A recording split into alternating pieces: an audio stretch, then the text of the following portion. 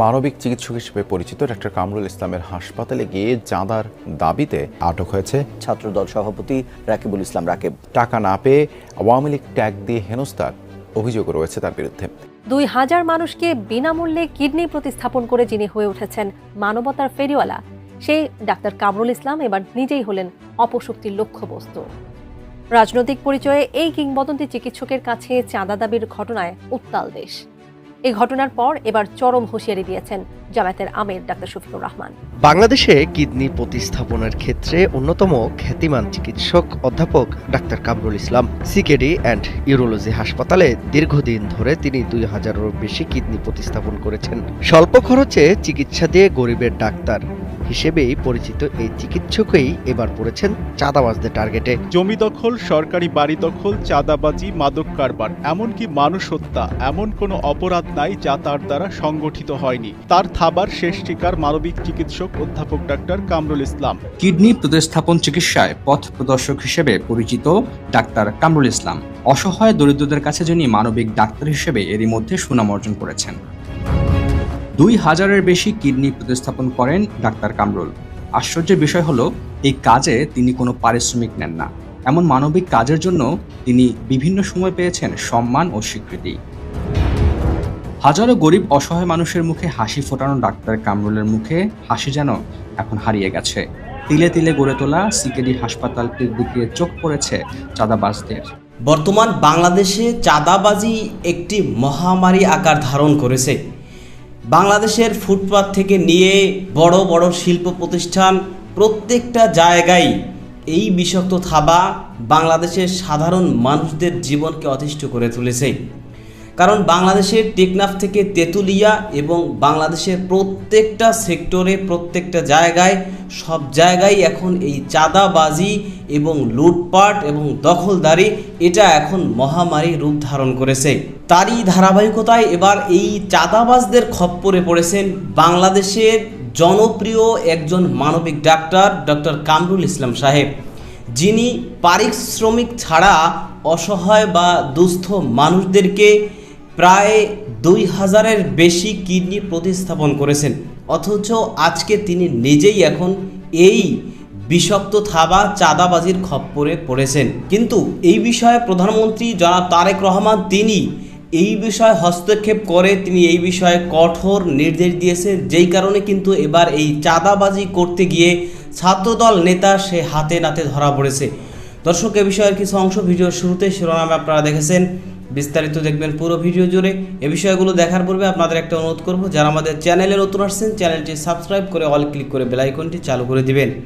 দর্শক, চলুন আমরা দেখব যে এবার চাঁদাবাজি করতে গিয়ে যে হাতে নাতে ধরা পড়েছে ছাত্রদল নেতা, সেটা আমরা দেখব। সেটা দেখার পূর্বে চলুন প্রথমে আমরা একটু দেখে আসি যে ডক্টর কামরুল ইসলাম তিনি যে চাঁদাবাজদের খপ্পরে পড়েছেন এবং তাকে বিভিন্ন সময় বিভিন্নভাবে হুমকি ধমকিও দেওয়া হয়েছে। এই বিষয়ের আদ্যপান্ত প্রথমে আমরা কিছু অংশ দেখি, এরপর বিষয়টা দেখব। ধৈর্য ধরে একটা লাইক দিয়ে ভিডিওটি শেষ পর্যন্ত দেখতে থাকুন। বাংলাদেশে কিডনি প্রতিস্থাপনের ক্ষেত্রে অন্যতম খ্যাতিমান চিকিৎসক অধ্যাপক doctor Kamrul Islam CKD and urology হাসপাতালে দীর্ঘদিন ধরে তিনি 2000-এরও বেশি কিডনি প্রতিস্থাপন করেছেন। স্বল্প খরচে চিকিৎসা দিয়ে গরিবের ডাক্তার হিসেবেই পরিচিত এই চিকিৎসকই এবার পড়েছেন চাঁদাবাজদের টার্গেটে। সাম্প্রতিক ঘটনার পর দেশজুড়ে আতঙ্ক ছড়িয়েছে চিকিৎসা নিতে আসা রোগী ও স্বজনদের মাঝে। কম খরচে চিকিৎসার আশায় অনেকেই এখনো হাসপাতালের সামনে অপেক্ষায়। 3-4 দিন আমার এর আগেও আমি ট্রিটমেন্ট ভালো হয় দেখে আমি এখানে আসছি। খরচও মোটামুটি সাধ্যের মধ্যে, এই জন্য আমি এখানে আসছি। আমি এর আগেও আমার ছোট ভাইয়ের চিকিৎসা করাইছি, ভালো হয়েছে, এই জন্য আবার আমার ভাস্তিরে নিয়ে আসছি। এখানে আমার এক মামা ছিল, তো অন্য এখানে ট্রিটমেন্ট করছে, খুব ভালো চিকিৎসা, এই জন্য এখানে পাঠাইছে আমাদের বগুড়া শেরপুর থেকে। এখন আমার বড় আব্বু হয় আমার বাপের, যে বড় অনেকে নিয়ে আসছে। আলহামদুলিল্লাহ অনেকটা ভালো। ভুক্তভোগী ডাক্তার কামরুল ইসলাম জানান, ঘটনার সময় পুলিশের উপস্থিতিতেই দাপুটে আচরণ করেন। এরপর থেকেই হাসপাতালের স্বাভাবিক কার্যক্রম। প্রতিষ্ঠানের এক কর্মকর্তার দাবি, ঘটনাটি জানানো হলেও শুরুতে পুলিশের পক্ষ থেকে কার্যকর পদক্ষেপ নেওয়া হয়নি। তাকে বললো যে তোমার কাছে 5 লাখ টাকা পাই, 5 লাখ টাকা। তো কিসের টাকা? তা তুমি তো আমার কাছে কোনো টাকা পাও না। তো এমত অবস্থায় তো একটার পর একটা ঝামেলা, প্রত্যেকদিন আসা, তার বাসায় যাওয়া, তার বাসায় নক করা, তার বাসা ফ্যামিলি বাসা, সেখানে অনায়াসে সে যাওয়া আসা করতেছে।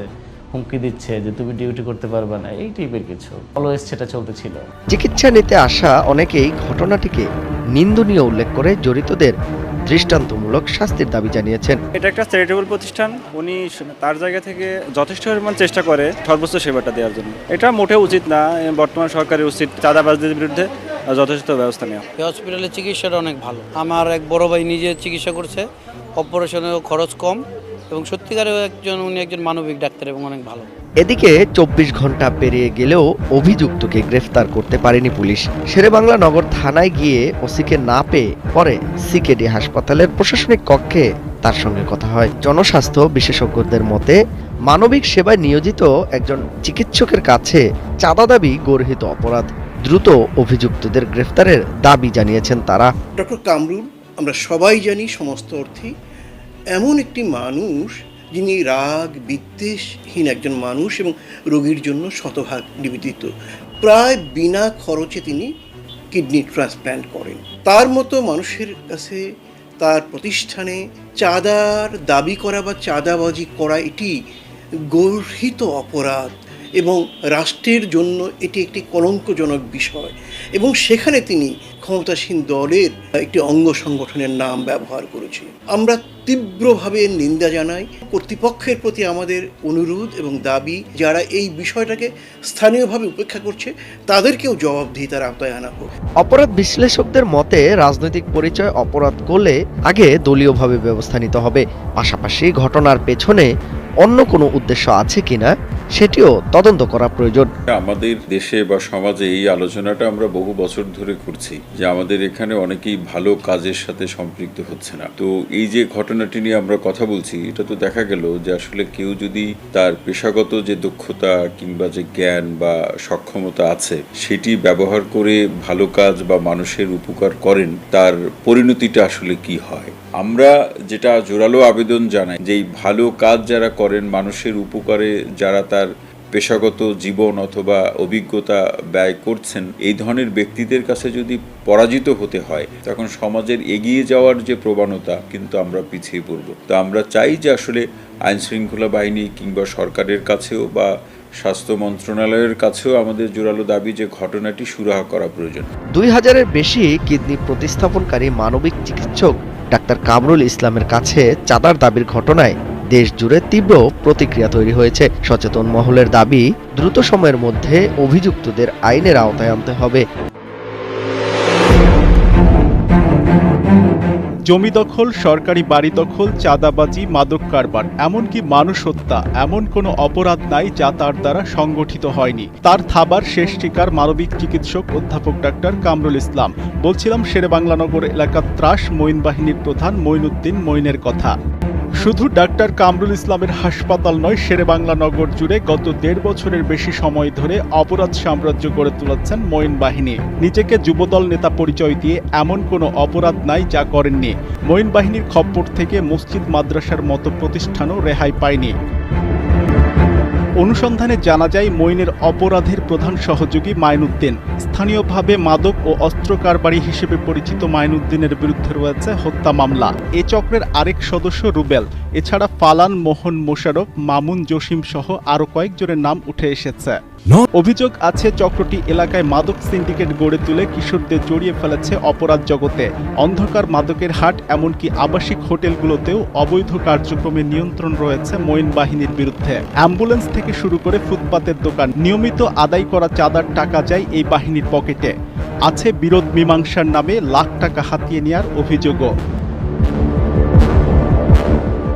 সড়ক ও জনপদ স্টাফ কোয়ার্টার এলাকার বাসিন্দারা জানান কলোনির 30টি ঘর দখল করেছে মঈন। স্থানীয় বিএনপি একাধিক নেতার দাবি এলাকার গার্মেন্টসগুলো থেকে নিয়মিত চাঁদা আদায় করে মঈন বাহিনী। ভুক্তভোগীদের অভিযোগ 5 আগস্টের পর মঈন বেশ কিছু দোকান ভেঙে দেয়, পরে সেগুলো আবার নির্মাণ করে নিজের নিয়ন্ত্রণে নেয়। এসব দোকান থেকে তোলা হয় দৈনিক ও সাপ্তাহিক চাঁদা। অভিযোগের বিষয়ে বক্তব্য জানতে মঈনের মোবাইল ফোনে একাধিকবার ফোন করা হলেও সেটি বন্ধ পাওয়া গেছে। ডাক্তার কামরুলের কাছ থেকে চাঁদা দাবির ঘটনায় তোলপাড় শুরু হলে গা ঢাকা দেয় মঈন। এ বিষয়ে জানতে শেরেবাংলানগর থানার ভারপ্রাপ্ত কর্মকর্তা মনিরুল ইসলাম কালের কণ্ঠকে জানান, তাকে গ্রেপ্তার করে আইনের আওতায় আনতে প্রয়োজনীয় পদক্ষেপ নেওয়া হচ্ছে। এখন দেখার বিষয় অভিযোগের পাহাড় ভেঙে আইন কত দ্রুত পৌঁছায় মঈনের দরজায়। রাজধানীর শ্যামলীতে প্রখ্যাত কিডনি বিশেষজ্ঞ ডাক্তার কামরুল ইসলামের মালিকানাধীন centre for kidney diseases and urology বা সিকেডি হাসপাতালে ৫ লাখ টাকা চাঁদা দাবি ও নজিরবিহীন বিশৃঙ্খলার ঘটনায় মূল হোতা মঈনুদ্দিন মঈনকে গ্রেফতার করেছে র্যাব। ১৩ এপ্রিল সোমবার সংস্থাটির পক্ষ থেকে এই তথ্য জানানো হয়।